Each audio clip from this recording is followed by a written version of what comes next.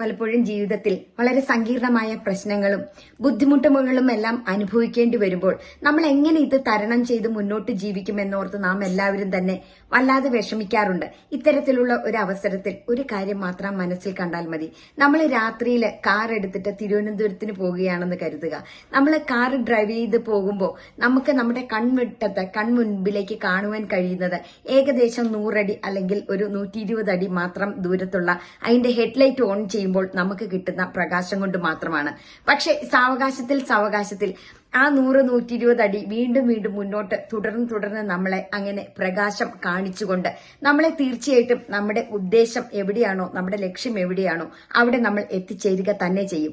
പക്ഷെ അതിനായി ആ യാത്ര സുഗമമാക്കുവാൻ വേണ്ടി പോസിറ്റീവായിട്ട് നാം ഇത്തരത്തിലുള്ള ഈ പ്രകാശവർഷം തന്നെ നമുക്ക് പ്രപഞ്ച ശക്തിയിൽ നിന്ന് ലഭിക്കും എന്ന് ഉറച്ചു തീരുമാനിച്ചുകൊണ്ട് പോസിറ്റീവായ മനസ്സിലൂടെ, അഫർമേഷനിലൂടെ, വിഷ്വലൈസേഷനിലൂടെ ഇത്തരത്തിൽ നമുക്കും നമ്മുടെ ജീവിത ലക്ഷ്യങ്ങളിലേക്ക് വളരെ സന്തോഷമായി എത്തിച്ചേരാം.